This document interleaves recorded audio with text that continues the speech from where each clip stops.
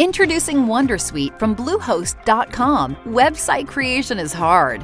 Was hard, but not anymore thanks to Wondersuite from Bluehost. Answer a few questions about your business and goals, and the Wondersuite tools will automatically create your website or store. From there, you can customize your design, colors, and content, and we automatically help you get found in search engines like Google and Bing. From step-by-step guidance to suggested plugins, Bluehost makes WordPress wonderful for everyone. Go to bluehost.com/Wondersuite.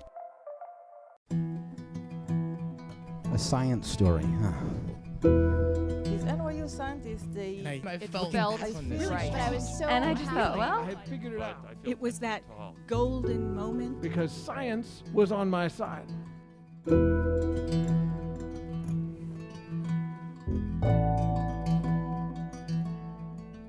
Hey everyone, I'm Ben Lilly, and welcome to the Story Collider, where we bring you true stories of how science has affected people's lives. This week's story is from André Fenton. The story was recorded in November 2012 at the Jerome L. Green Space in New York City as part of a partnership with Studio 360.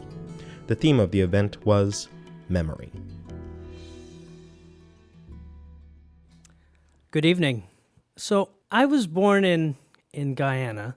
That's a small country in the northeast corner of South America. And about a year or so before I was born, Guyana gained its independence from England. Well, luckily for me, my mother managed to get us out of Guyana. And by the time I was 7, I was happily growing up in Canada. For the longest while, the way at least I remember it, my family thought I would be a doctor, a medical doctor, a useful kind of doctor. According to them, the thinking at the time, either being a doctor or a lawyer or an engineer, those were sort of the best we could hope for, what we could aspire to. You see, my parents had divorced. My father, he was a businessman. So any sort of wheeling and dealing, that was certainly out of the question. Okay? And I was the first eventually to go to university. So there was a fair bit of pressure to make good. When I finished my Bachelor's of Science degree in biology, it was 1990. And Eastern Europe was really exciting. So naturally, I went to Prague. And I found myself a job in a memory laboratory. To pay the bills, I started to sell whiskey and gin, and I was using the Institute fax machine. I think it's around then that my family figured out I wasn't going to be a doctor, a lawyer, or an engineer. Prague was a really exciting and wonderful place at that time. And one of the things I remember being particularly fascinated with was the concept that was propagated at the time of living in truth. And I became intoxicated with the idea that I could try and understand something fundamental. I would find some basic fact about life, about my own mental life in particular, that I could grasp some truth. In 1992, I came to New York City. That was to do a PhD in neuroscience. And in my mind, what I was going to do is finally understand how those neurons, those millions of neurons, 100 billion or so of them in a human brain, how those neurons could form memories, recollect memories, generate all the perceptions, all the experiences that we call living. That was going to be my life's work. That was going to be my goal. Well, it turns out that was absolutely impenetrable to the family. Getting a PhD, well, that was good. At least I'd be a doctor. But the pay, that was embarrassingly little. And I think from their point of view, maybe it made sense. Because as far as they could tell, I wasn't doing anything useful. I was nonetheless happy. A vision of myself began to crystallize. I would try, at least, to winkle out of nature some powerful, basic biological truth and show that to human knowledge, contribute to pure human knowledge. That was my pursuit. Well, to do that, you have to get your hands dirty. And so we invented a bunch of tools along the way. One of those tools became a very interesting side project of the memory laboratory. You see, in order to understand how memories are formed and transformed and then expressed, you have to record the electrical activity from neurons. And we were studying the neurons in the brains of rats. And we had to invent a small, inexpensive, wireless, digital brain recording device to collect that electrical activity. Now, we put those devices, they were very small, we made them, and we put them on the heads of rats so that we could eavesdrop, if you will, on their deep thoughts while they did deep and complicated things. And in this exercise, what we'd hoped to do was to work out how neurons represent the experiences of rats, and by inference, that mental life that was so interesting. Well, it turns out that we sort of hit the jackpot in our memory research program. What was interesting is that we managed to discover, be the first to identify, the molecular mechanism for storing memories for a really long time. So that's pretty fundamental. Felt good about that. And that got a lot of press. You see, because people imagined with that kind of knowledge, you could work out one day how to think about and understand and maybe deal with traumatic memories, how stress affects your memories, mental illness, even addiction. So that was pretty exciting. Maybe we wouldn't figure that out, though. And that was puzzling. Let me tell you about that invention, okay? That invention that was a side project of the memory laboratory, because that turned out very quickly to be something very useful in rather short time. So we had this wireless device, this inexpensive, miniature way to record electrical brain activity. And trying to develop that inexpensive device turned out to be, well, rather expensive.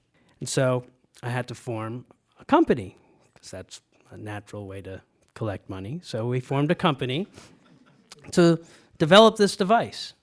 And what the company needed was a way to collect more money.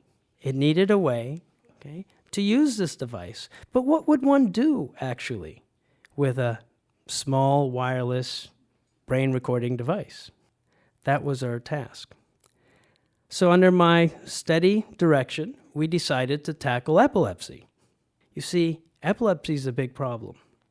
About 1% of humanity suffers from epilepsy. And it's not the loss of consciousness or the convulsions that's actually so debilitating. What's most debilitating is the uncertainty of when you'd have a seizure. With that kind of uncertainty, you have to change what you do for a job. That constrains what you do for fun. That determines how you even get around.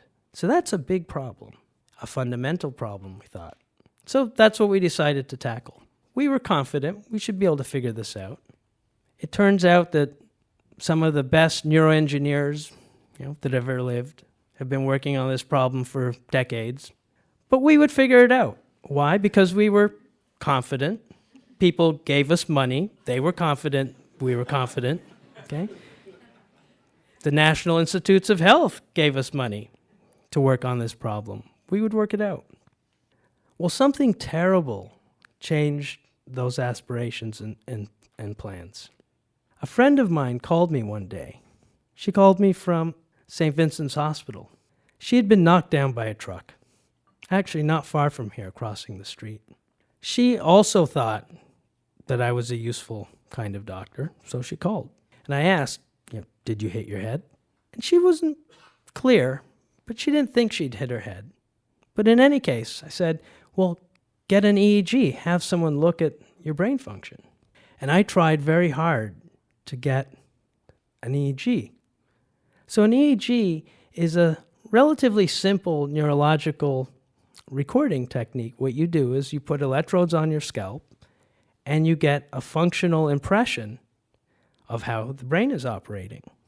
It's very basic, but I couldn't get an EEG for my friend. So she left the hospital thinking she was actually pretty okay. And about 6 weeks later, she was on a ladder and she zoned out. She had what I think was a minor seizure, and she fell. She broke her jaw in 5 places. That was pretty dramatic. There was no question she had hit her head. But it still took about 3 months to get an EEG for her. And when she had the EEG, it was very clear she has epilepsy. So it was pretty clear, looking at my friend, her swollen face, and the scars, while she was in that hospital, that there should be EEG in emergency departments. It was pretty clear, looking at her face, that it would be a good idea to put EEG in every emergency department in the world. Well, this last summer, what we call micro-EEG was approved for clinical use by the FDA.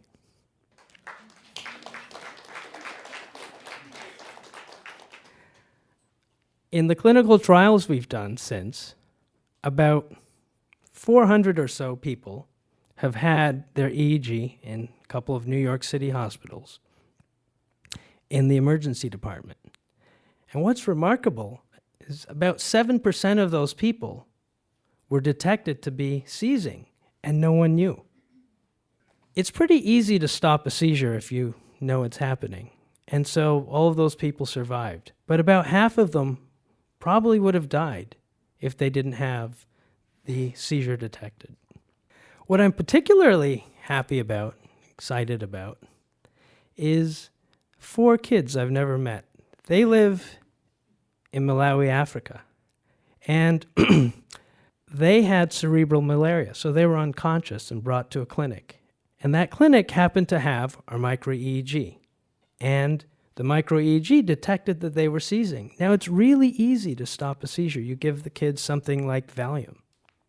And I often think about how those parents must have felt sort of the horror and relief as their kids revived from being unconscious. And those 4 kids were detected just while the clinical staff in Malawi was practicing. They were training to figure out how to use the micro-EEG.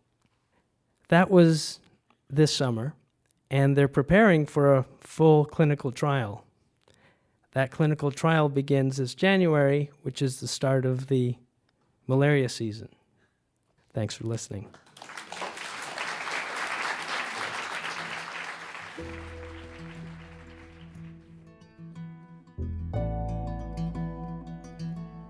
That was André Fenton.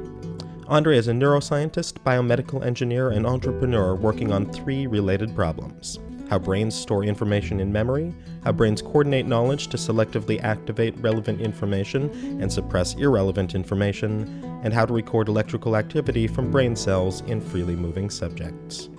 André is a professor of neuroscience at New York University's Center for Neuroscience.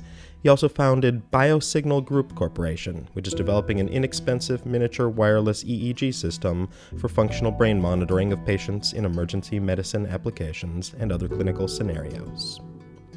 The story was told at an event produced in conjunction with Studio 360 with Kurt Anderson and was supported in part by the Alfred P. Sloan Foundation. The Story Collider is produced by me, Brian Wecht, Aaron Barker, and Ari Daniel Shapiro. The podcast is produced by Audrey Quinn. Additional help from Brooke Williams, Lena Groger, and Justin D'Ambrosio. The theme music is by Ghost. Special thanks to the Green Space for hosting the show, and to Kurt Anderson, Lital Moled, and everyone at Studio 360 for being wonderful partners, and also to Decongestants for making me intelligible to you now. Thanks for listening.